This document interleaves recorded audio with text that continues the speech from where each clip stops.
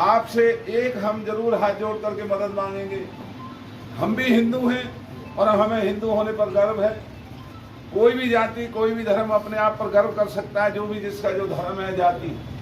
लेकिन क्या जातिवाद से और ये धर्म की नफरत जो ये फैला रहे हैं, क्या ये देश के हित में है? क्या अच्छे और बुरे कौन से समाज में लोग नहीं होते?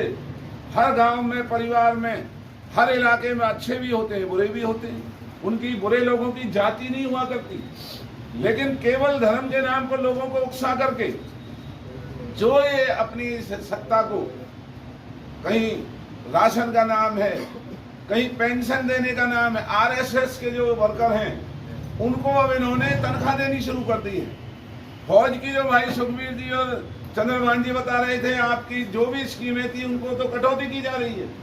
और ये आरएसएस के जो लोग हैं, जो कोई काम नहीं करते, केवल नफरत और झगड़ा, दंगा करने का काम करते हैं, आज उनको तनख्वाह देने का काम चल रहा है, तनख्वाहें दी जा रही है। कहां से आ रहा है ये पैसा? तो इन सारी बातों के लिए हमें आपकी मदद की जरूरत है, आपके समर्थन। जो आज आपने कांग्रेस को ज्वाइन किया है, हमें बहुत बड़ा बल आपसे मिला है। कोई भी ताकत इस इलाके में, प्रदेश में आएगी तो उसमें आपका आज का ये सहयोग स्वर्ण अक्षरों में लिखा जाएगा। और हम हमेशा सबसे पहले आगे बढ़ करके आपके हर सम्मान के लिए किसी तरह की कोई कसर नहीं छोड़ेंगे, हर आंखों पर दिखा करके रखेंगे। एक मैं जो आपसे कह रहा था कि ये जातियों की नफरत फैलाई जा रही है, इन्हें आप लोग रोक सकते हैं। तो बुरा आदमी किसी भी जाति या पार्टी, धर्म में है, उसके खिलाफ कार्रवाई हो, कौन रोकता है? लेकिन एक जातियों के नाम पर लोगों को पीछे धकेलना, ये फला जाति है, ये फला जाति है। देश का प्रधानमंत्री अपने आप को बैकवर्ड बना करके ही प्रधानमंत्री पद का वो लेने लगा हुआ है। बैकवर्ड हमारे भाई हैं। बैकवर्ड इस देश में अगर बनाए तो किसने बनाए? कांग्रेस ने ये सारी सुविधाएं दी थी। अगर ये भारतीय जनता पार्टी होती तो ये ना बैकवर्डों को उनका हक लेने देती, ना बेचारे हमारे दलित समाज के लोगों को उनका हक लेने देती। ये कांग्रेस के किए हुए काम हैं। बड़े सरमाएदार कर्जा ले रहे हैं, वो भरे या ना भरे वो माफ हो जाते हैं। कोई हमारा किसान, गांव, गरीब का बालक अगर बैंक का कर्जा लेने जाता है तो पहली दफा तो कर्जा ही नहीं देते, और अगर दे दिया, एक किस्त भी नहीं भरी, उनकी दुकान, कार और ट्रैक्टर नीलाम किए जाते हैं। तो इस देश की इस तरह की हालत बीजेपी के लोगों ने सरमाएदारों की शय से बनाई हुई है। तो आज मेरा ये आत्मविश्वास और बहुत बड़ा है कि हमारे इलाके के तमाम जिला, पलवल के और फरीदाबाद से भी शायद आपके साथी हैं, और इतनी बड़ी संख्या, जब आप इन बेईमानों के खिलाफ लड़ने के लिए हमारे साथ कंधे से कंधा मिलाएंगे तो इन बेईमानों का राज इस देश से चलता बनने का काम होगा। और मैं आपसे ये भी निवेदन करता हूँ कि जैसा चंद्रभान जी ने कहा कि जो आपकी मांगे हैं वो आप हमें लिखित में दीजिए, जिससे हम अपनी पार्टी के साथ बैठ करके उस पर उनकी सहमति लेकर के आपको बताएंगे कि आपकी इन मांगों को हम पूरा कर सकते हैं। और मैं आपको विश्वास दिलाता हूँ, इस तरह की फरेब और धोखाबाजी हमारे यहाँ नहीं होगी। हम जो कर सकते हैं, जो हमारे बस में है, जो आपके हित में है, वो बातें जो आपसे हाँ की जाएंगी, आपको उन बातों को याद दिलाने की भी जरूरत नहीं पड़ेगी। कांग्रेस पार्टी भूपेंद्र सिंह हुड्डा जिंदाबाद। तो इन्हीं बातें बहुत हैं, लेकिन मैं तो आपसे यही निवेदन करूंगा कि आपका गांवों में, शहर में, समाज में चारों तरफ बहुत बड़ा असर है। आज भी जैसे प्रधानमंत्री जी ने बयान दे दिया कि जो राशन है वो अगले 5 साल भी मिलेगा। ये इस देश को राशन के भरोसे चलाना चाहते हैं। जो गरीब आदमी है, राशन लेते रहो, खजाने की तरफ ना देखो, नौकरियों की तरफ ना देखो। देश को राशन के दम पर चला करके गांवों में, मोहल्लों में गरीबों को गरीब रखना चाहते हैं। अस्पतालों की हालत ये है, सरकारी अस्पतालों में, ये पलवल का अस्पताल मैंने बनाया था, फरीदाबाद के बादशाह खान से भी बड़ा ये अस्पताल है। यहाँ जो सुविधाएं होनी चाहिए थी, जो सुविधाएं हमने कही, आज वहाँ न डॉक्टर है न दवाई है। कोई भी मरीज, कोई भी अगर बीमार है, प्राइवेट अस्पतालों में लाखों रुपए उनसे लूटने का काम किया जाता है।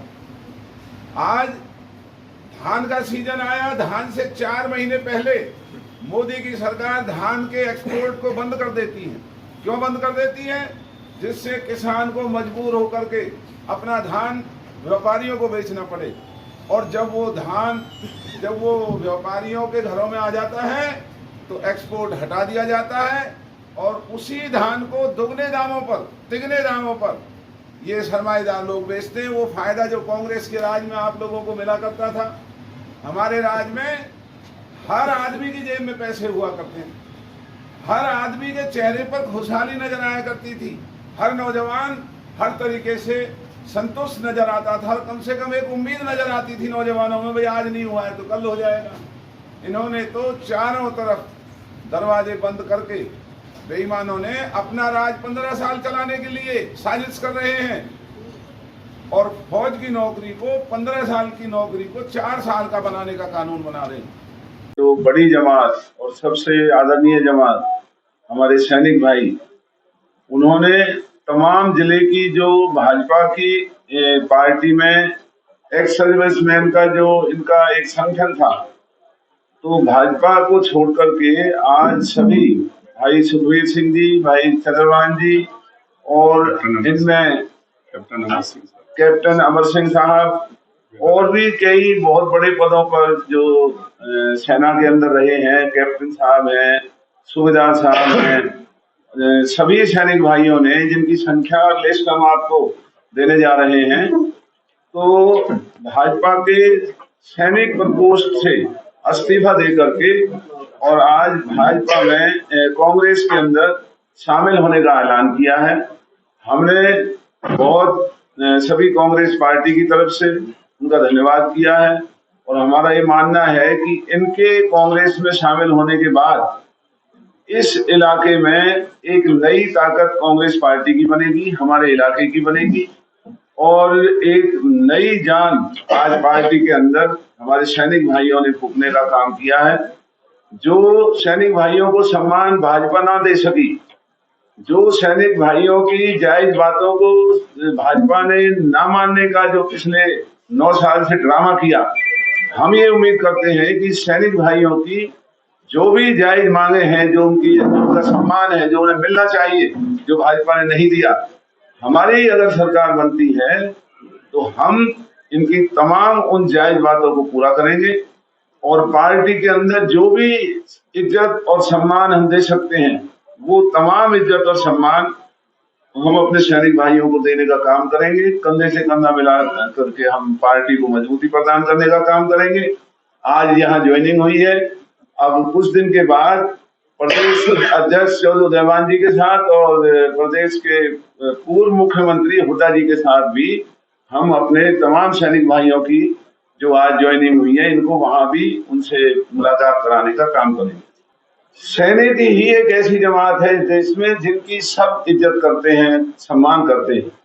भाजपा ने नहीं किया, कांग्रेस में आज ये आए हैं। कांग्रेस को सबसे बड़ा बल आज मिला है हमारे सैनिक भाइयों को इतनी बड़ी संख्या में आज यहाँ शामिल होने से। हमारा भाजपा से मोहभंग नहीं हुआ था।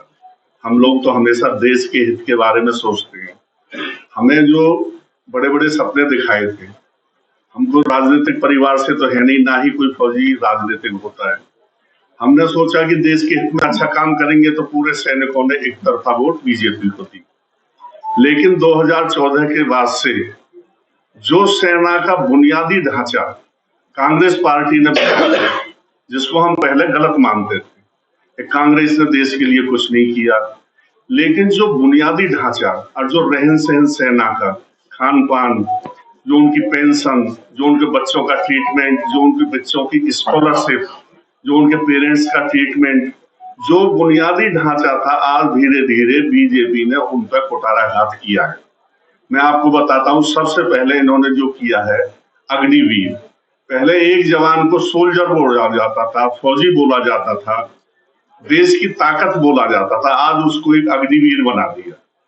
अग्निवीर 4 साल के लिए है, ना उसका कैरियर सुरक्षित है, ना उसके परिवार कह सकता है कि हमारा बेटा रोजगार में चला गया है।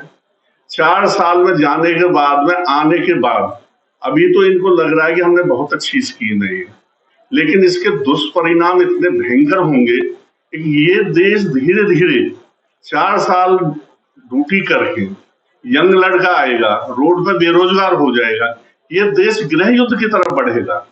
ये अभी इनको महसूस नहीं हो रहा है, क्योंकि कोई भी आदमी अपने आप को सुरक्षित महसूस नहीं कर रहा है। दूसरा, इन्होंने जो हमारे एक्स सर्विसमैन उनका जो पे कमीशन बैठता था एक्स सर्विसमैन या सर्विसमैन का, वो पे कमीशन ही बंद कर दिया। हर 10 साल में एक पे कमीशन रिवाइज होता था, जो बेसिक पे बढ़ाते थे। तीसरा, इन्होंने क्या किया है कि जो हमारे एक कैंटीन CHS या हमारी कैंटीन है उसमें फ्री सामान मिल जाता था फौजी को, उनको इन्होंने बहुत कम कर दिया, ग्रोसरी भी, ट्रीटमेंट भी। उसके बाद में अब देखो सबसे बड़ा इन्होंने छोटा छोटा क्या किया, माता पिता का बच्चों का 25 साल से नीचे का ट्रीटमेंट फ्री होता था हमारे। इन्होंने हमारे 18 साल का जो बेटा होगा उनका भी इनकम टैक्स रिटर्न मांग लिया है। पैन कार्ड और उसका फॉर्म 16 ये होता है, कौन सा होता है। उसके बाद में अगर किसी का पेरेंट्स की इनकम एग्रीकल्चर से है या पेंशन से है, उसका भी ट्रीटमेंट बंद कर दिए। पहले कांग्रेस राज में हमारा चाहे फादर एक्स सर्विसमैन है, चाहे वो SDM से रिटायर है, चाहे वो एग्रीकल्चर से किसान है, उसका फ्री ट्रीटमेंट होगा। तो इन चीजों से हम सब सैनिक पूरे डिस्ट्रिक्ट में, मैं 7 साल चौटाला साहब की मैं डिस्ट्रिक्ट प्रेसिडेंट रहा हूँ और 6 साल बीजेपी में। हमने हर गांव में जाके, मेरे जो साथी है ये मेरे हर समय कंधे से कंधा मिलाकर रहते हैं, चंद्रभान गौड़ साहब है, मेरे बेधड़क सिंह साहब है, AMC से मेडिकल कोर्स है, ये कोच भी है, इंटरनेशनल प्लेयर भी है। ये मेरे सुखवीर सिंह साहब है, हेड क्लर्क है, पढ़े लिखे हैं, हर कानून कायदा जानते हैं। ये मेरे नेवी से रिटायर है, नेवी में हेड क्लर्क रहे हैं कैप्टन साहब। मैं भी मेडिकल कोर्स है। फौजियों से बात हुई और एक बहुत बड़ा विकास सम्मेलन किया जाएगा एक्स सर्विसमैनों का। एक सिर्फ एक्स सर्विसमैनों का सम्मेलन होगा, दलाल साहब हमारा नेतृत्व करेंगे। दलाल साहब जैसा ईमानदार नेता, दलाल साहब जैसा मजबूत नेता, हम देखो वोट हमने दलाल साहब कभी नहीं दी, मैंने तो, लेकिन दलाल साहब की छवि हम चंडीगढ़ से लेकर दिल्ली तक देखते हैं। यही हमारा और हमारे सैनिकों का भला कर सकते हैं। इनको हम हाथ मजबूत करेंगे, दलाल साहब आगे हमारी आवाज उठाएंगे। दलाल साहब ने हमें आश्वासन दे दिया है कि जो हमारी मांगे हैं, जो जायज मांगे हैं, उन्हें ये पूरा करवाएंगे। और मैं तो पुनः दलाल साहब से आज फिर इतना आभारी हूँ। हमें उम्मीद नहीं थी कि दलाल साहब हमें इतना रिस्पेक्ट देंगे। हमारे सैनिकों का तो सबका मन गदगद हो गया। दलाल साहब ने हमें मीटिंग में भी बुलाया था और मैं तो दलाल साहब से कहता हूँ, दलाल साहब हमारे ये सैनिक ना बिकता, ना खरीदे जाता, ना ये झूठ बोलेगा। पूरे डिस्ट्रिक्ट के सैनिक आपके साथ होंगे। फरीदाबाद के अलग है, टोटल 17,400 बनते हैं। कुल जनसंपर्क अभियान दलाल साहब के नेतृत्व में अब आगे चलेगा। हमें जैसे दलाल साहब आदेश देंगे, हम बिल्कुल गांव गांव जाएंगे, सैनिकों की कमेटी बनाएंगे, दलाल साहब की मीटिंग करवाएंगे। और मैं आपको एक छोटा सा बता दूं, हमारे डिस्ट्रिक्ट में 44 शहीद हैं। सेकेंड वर्ल्ड वॉर 1961, 75, 65 और कारगिल युद्ध के, उनके जो शहीदों का रख रखाव देख रेख वो भी बहुत ढंग से नहीं हो रहा सर, ना कोई प्रशासन ध्यान देता है। ये हमारा शहीद स्मारक बना दिया हाई सेकेंडरी में। शहीद स्मारक देश की एक शान होती है, सैनिकों की 2 ही शान होती है, उसका हथियार और स्मारक। हथियार तो सैनिकों के पास है, वहां सुरक्षित है, लेकिन स्मारक तो सिविल में। हमारे वहां शाम को देखो बैड एलिमेंट बैठे रहते हैं, ना कुछ चौकीदार है, ना वो एजुकेशन डिपार्टमेंट में दलाल साहब टेक ओवर कर रहा है, ना वो सोल्जर कर रहा है। ऐसा स्मारक विश्व में नहीं है जैसा पलवल में बना।